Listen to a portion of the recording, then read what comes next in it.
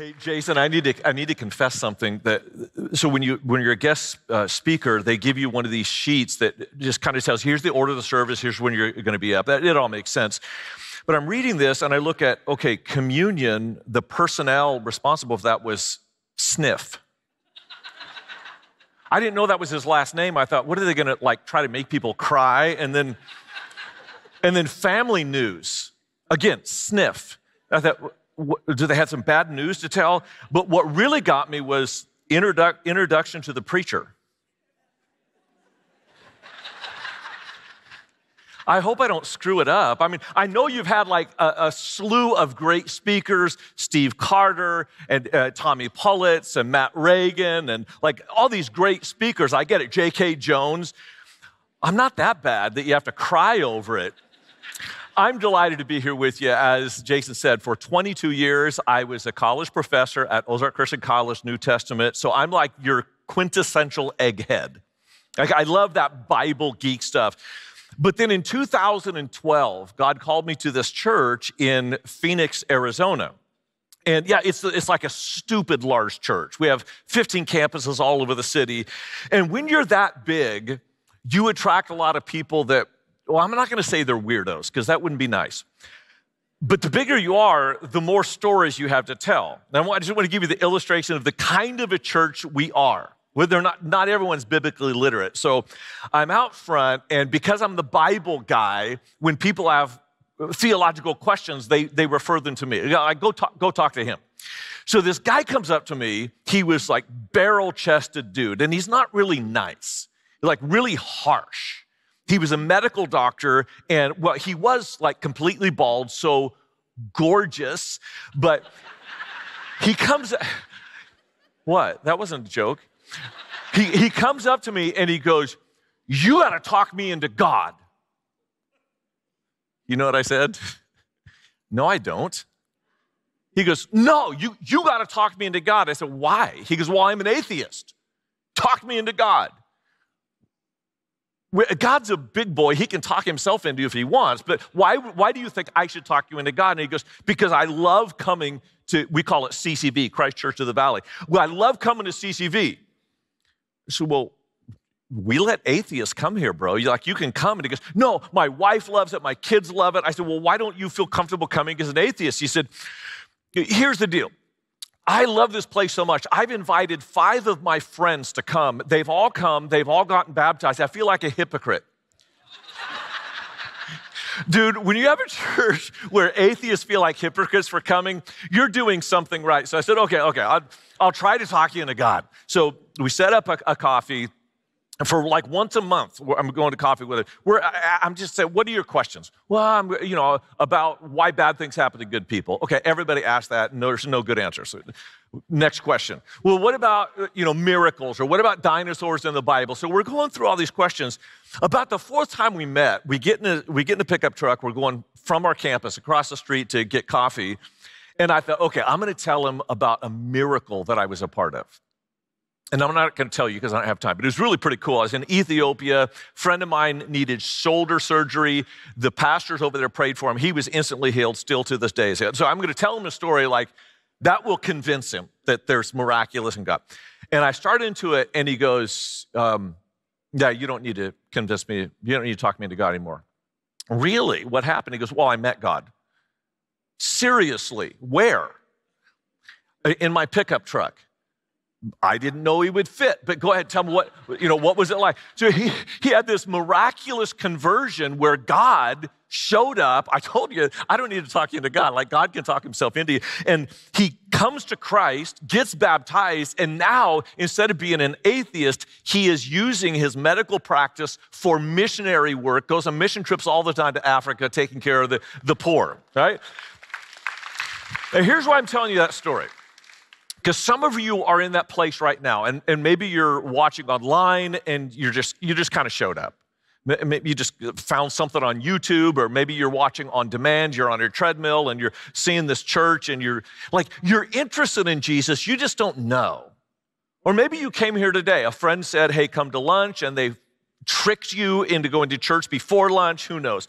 Or maybe you're here to register for Illinois State University and you thought this was the registration campus. It looks like a campus. However you came here, you're just thinking, okay, I don't know that I love the church.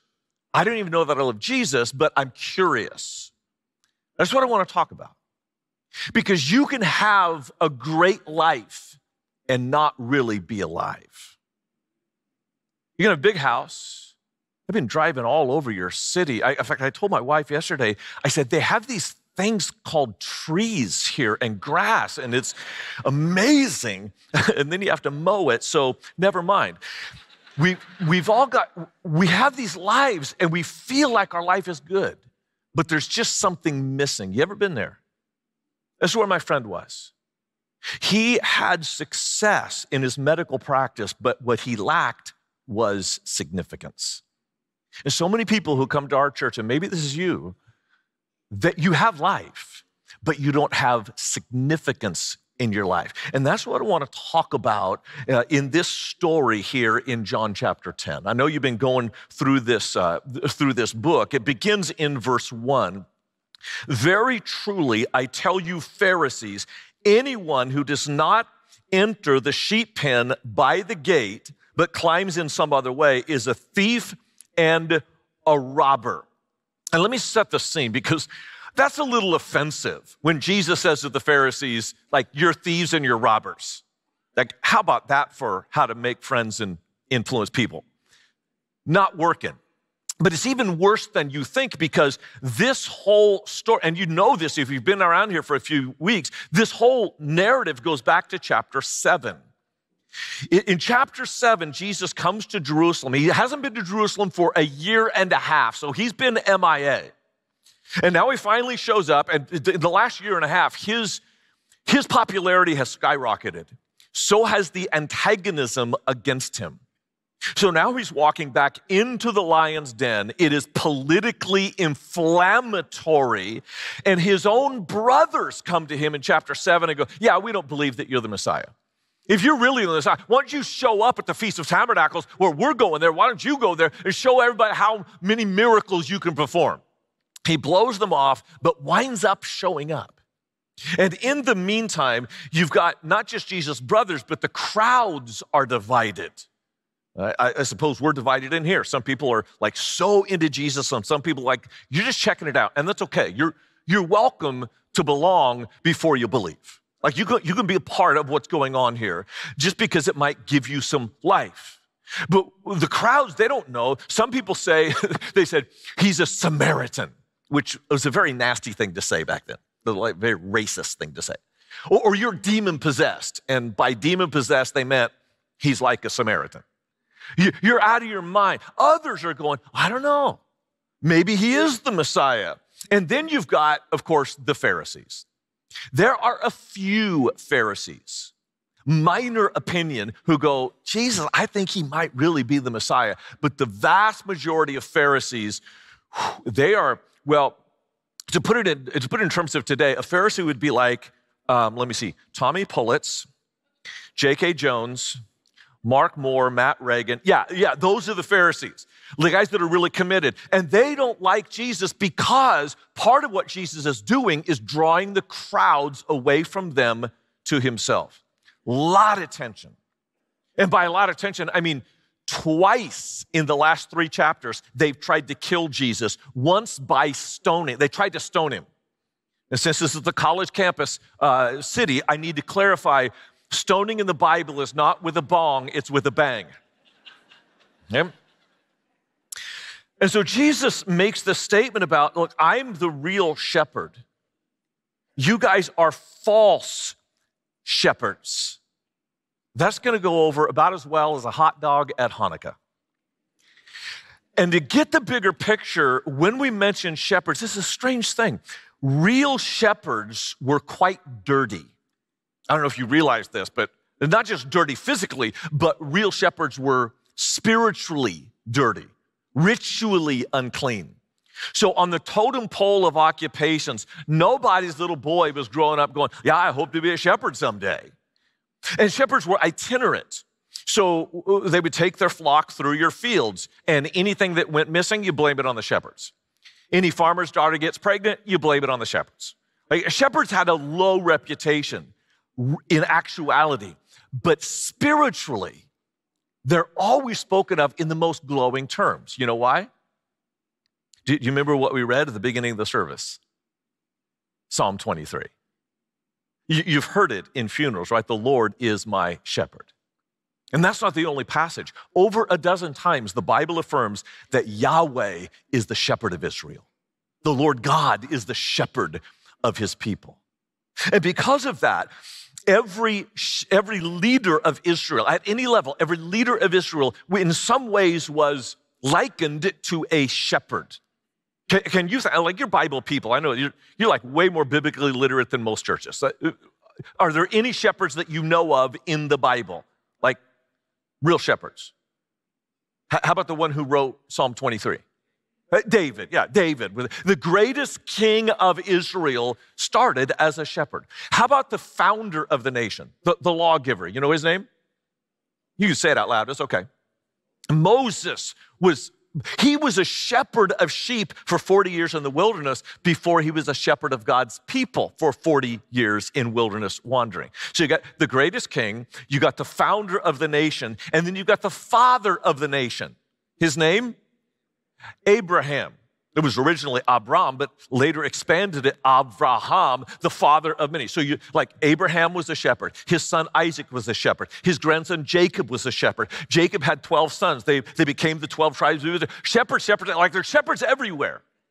And so when Jesus comes along and says, I'm going to be a shepherd, it's in this long tradition of shepherding representing God's care for his people. Does this make sense? You also run across these passages in the Bible where God is critiquing the leaders of his people, because not all shepherds were good shepherds. Let me just read a snippet for you from Ezekiel 34. Jeremiah 23 has a very similar kind of a critique, but here it is, 34:2. Son of man, prophesy against the shepherds of Israel. Prophesy and say to them, this is what the sovereign Lord says. Woe to you shepherds of Israel, who only take care of yourselves. Should not shepherds take care of the flock? You eat the curds, clothe yourselves with the wool, and slaughter the choice animals, but you do not care for the flock. You have not strengthened the weak or healed the sick or bound up the injured. You have not brought back the strays or searched for the lost. You have ruled them harshly and brutally. And what you have to understand is these Pharisees, they know the Bible better than I do. They know the Bible better than you do. So when Jesus says, you're not being a good shepherd, the Rolodex of Scripture in their minds just starts to ping.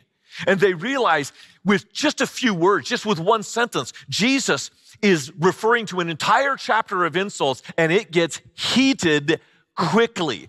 But the coup de grace is Exodus 34, verse 23. I will place over them one shepherd, my servant David. He will tend them and be their shepherd. Oy vey. I mean, this is smack talk. Right in front of them, he is saying, this is who I am. I am David, who's taking over the flock from you because you have mismanaged the flock. And if you look at the previous chapters, you see how badly they mismanaged people. And so how would you know? And my friend who wanted me to talk him into God, how would he know if Jesus is a good shepherd or just another leader that's a bad shepherd? I'm going to pull out three things from the passage itself. And so if you're investigating Christianity, if you're asking, is Jesus really someone worth giving my life to? I mean, I have life, but there's something missing in my life. Could he be that missing piece that really gives life to my life? There are three pieces of Jesus, three parts of Jesus that I want to introduce you to. Number one, he knows his sheep. And some of you have a boss, they know your name, but they don't really know you. They don't know your dreams or visions. Some of you have a lover that they know you in many ways, but they're really more concerned about themselves than you. Some of you have family members like that. Or maybe you have a hobby or something that you're giving your life to, but that hobby doesn't care for you like a shepherd would care for his sheep. Here's what Jesus says about a shepherd worth following, beginning in verse 2. The one who enters by the gate is the shepherd of the sheep. The gatekeeper opens the gate for him, and the sheep listen to his voice. He calls his own sheep by name and leads them out.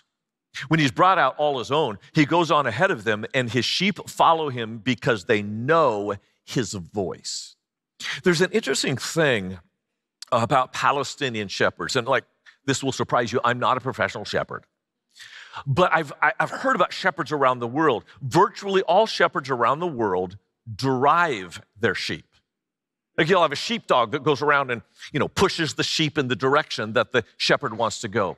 Not in Palestine. It is a unique place of the world where they don't drive their sheep, they lead their sheep.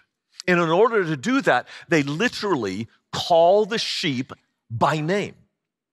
And you can have 2 or 3 flocks in the same pen at night. It protects them from the wolves, and so shepherds get together, they have some hoka or whatever they do in Israel, and they're looking at their sheep. And then in the morning, they separate. How do the sheep know where to go? The shepherd calls them by name. And they recognize the voice of their shepherd, and they follow that voice. Question for you. You know that Jesus knows you. Do you know his voice well enough to follow him? When Jesus gave this metaphor, verse 6, it kind of cracks me up. Jesus used this figure of speech, but the Pharisees did not understand what he was telling them. Like he's insulted them again, and they don't fully understand the insult, so he clarifies. He wants them to know. Verse 7, therefore Jesus said again, very truly I tell you, I am the gate for the sheep. All who have come before me are thieves and robbers, but the sheep have not listened to them. Now, if you had to have been there, it's hilarious. The people are actually gathered around Jesus, and when he speaks, it's like, wah. When the Pharisees speak, it's like, wah, wah, wah, wah, wah, wah. So when he says, hey, who are they listening to? You know who the real shepherd is by who they listen to. He's calling people, and more and more and more crowds are following him, not them. That was irritating, and it was evidence that he was their true shepherd. He's also the gate to the sheep. And I had read about this, that sheep pens in Israel don't actually have gates. And it is true. I experienced for myself in the year 2000, I went to Petra, which is really cool because it is the set for Indiana Jones and the Holy Grail. But spoiler alert, you realize that the big building there at Petra, it's just a room. There's no back door that goes to the Holy Grail. I apologize for telling you that. And that is the most interesting thing at Petra. There's virtually nothing else to see in this huge archaeological site, but there was the high place where they sacrificed virgins to the gods. And I thought, I doubt they're still doing it today, but I need to go check it out. So a friend of mine and I are hiking up this mountain to the place of sacrifice of their virgins. And we ran across, I kid you not, a group of Bedouin shepherds. And they had their sheep in a pen. They were just sitting out there having tea. And the Bedouins invited us to have tea with them. How can you say no to have tea with the Bedouins? The problem was, I mentioned that shepherds are filthy, right? They were disgusting. And they pulled out these glass cups, and their tea is like 1 billion degrees. They pull out these glass cups, and they're getting ready to pour the tea, and they realize like their glasses are filthy. So here's what they did. They took the glasses and but I thought I could die, but if I don't, what a great story to tell in a sermon someday. So here we are. So I'm having the tea with the shepherds, and I look over there, and there's no gate. It's just some rocks stacked up to make a little wall and an open area. You know what the gate actually is? The shepherd himself. The shepherd himself is the gate. And when he puts the sheep in the pen, the shepherd lays down in the gate so no sheep will pass over him, and anyone who wants to go get a sheep, they have to go over the wall. And what a shepherd in Israel is saying is, you want to get my sheep over my dead body. Of course, Jesus said, not even my dead body will keep me from protecting my sheep. This is characteristic number 2 of a shepherd worth following. He sacrifices himself for his sheep. And that's what Jesus is getting ready to do in this text. But verse 11 says, I am the good shepherd. The good shepherd lays down his life for his sheep. The hired hand is not the shepherd and does not own the sheep. So when he sees the wolf coming, he abandons the sheep and runs away. Then the wolf attacks the flock and scatters it.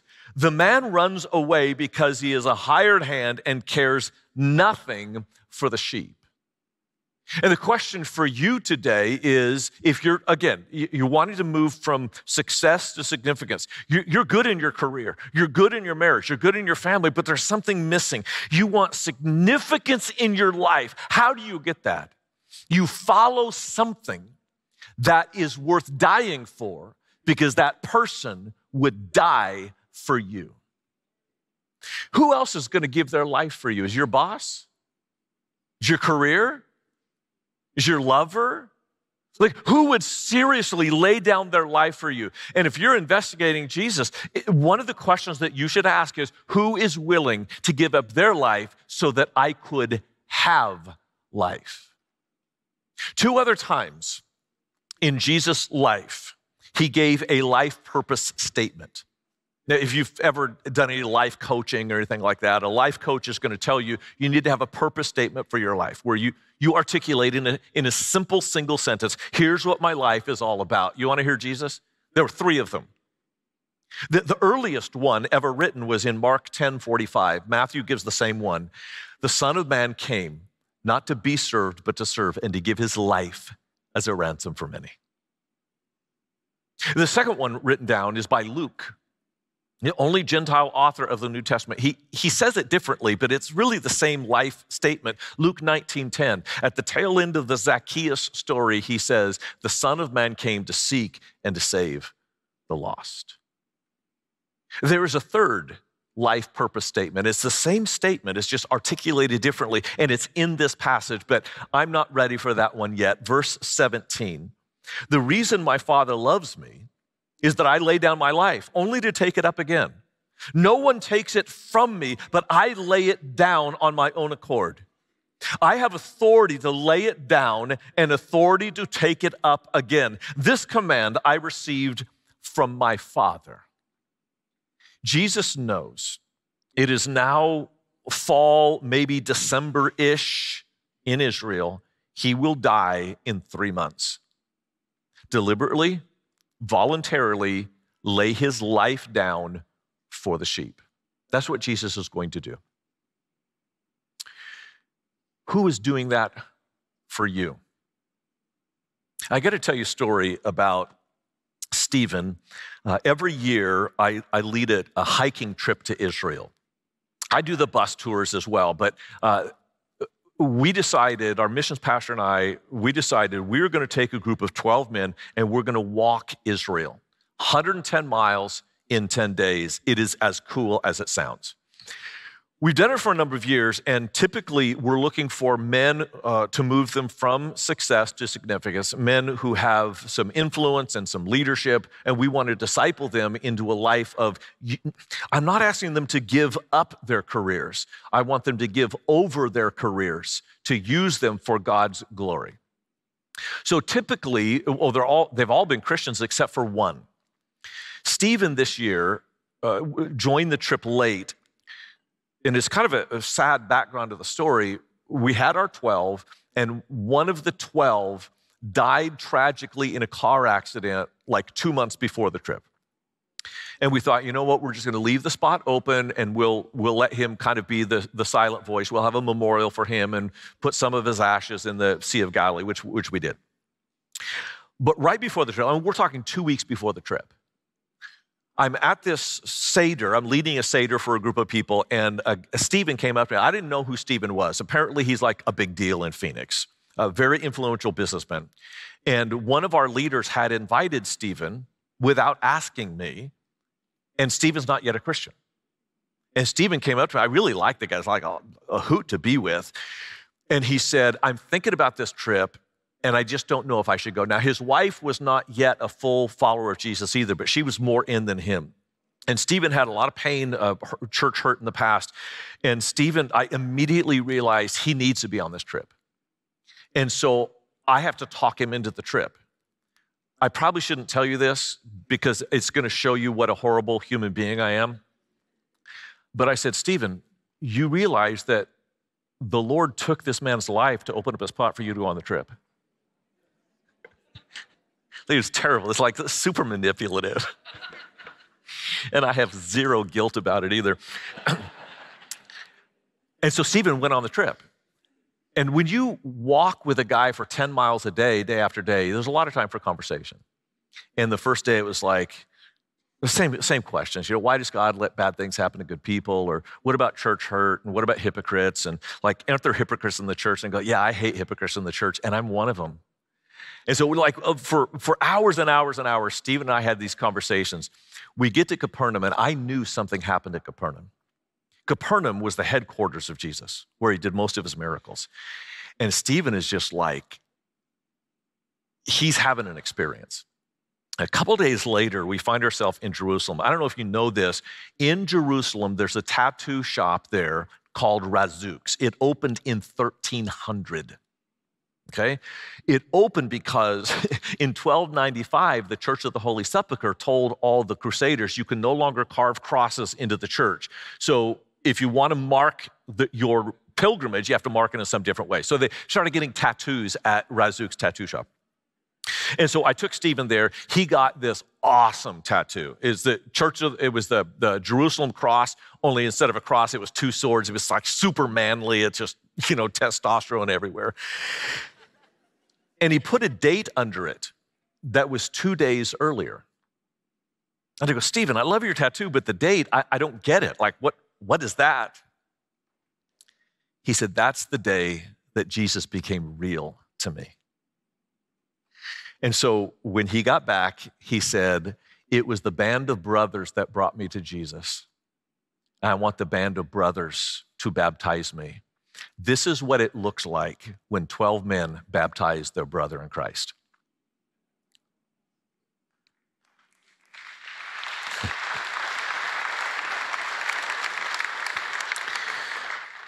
What happened to Stephen, because he was a very influential businessman, he told everybody in the companies that he worked with, he said, something happened to me, I want you to ask me about it. I got a tattoo I need to show you. And he is now one of the greatest evangelists of the Phoenix metro area because he realized something about Jesus, that Jesus is the only way. He had success, but it was only Jesus that could give him significance. That's the third part. And this is Jesus' third purpose statement of life, John chapter 10, verse 10. The thief comes only to kill, to steal, and to kill and destroy. I have come that you may have life and life to the full. So the question I want to ask you is, who is giving you life? Because a true shepherd, here's the third test of the true shepherd will give you life. I just want to flat out give you an invitation to accept Jesus. And maybe you're already there and just need to go vocal with it. If that's you, we've got a family room just right in the corner here. Just go out these doors and to the right. There are people who would love to talk with you about your next steps. But part of the nature of this church, right? You know this. This is your mission statement, is this ridiculous love. The ridiculous love of Jesus to lay down his life for you is what leads him to be irresistible for people like Stephen, for people like me, and maybe for people like you. There's a couple of verses that end this whole story. Verse 20, many of them said, he is demon-possessed and raving mad. Why listen to him? It's Jesus crazy. Anyone who says, eat my flesh and drink my blood, that's nuts. Anybody who says, I can give you life, I'm the water of life, I'm the bread of life, that's just nuts, unless it's not. And the next verse says, others said, these are not the sayings of a man possessed by a demon. Can a demon open the eyes of the blind? Remember last week's message? A blind man gets sight because of the touch of Jesus. And the very shepherds of Israel excommunicated him for being healed. The world's not always friendly to you. Even religious people are not always friendly to you. But the irresistible love of Jesus, the insane, crazy, radical love of Jesus is worth giving your life to. And if you're a person of success, and just been saying, I think something's missing. I don't know what, I think something is missing. Maybe what is missing is the life that only comes from the life that was laid down for you.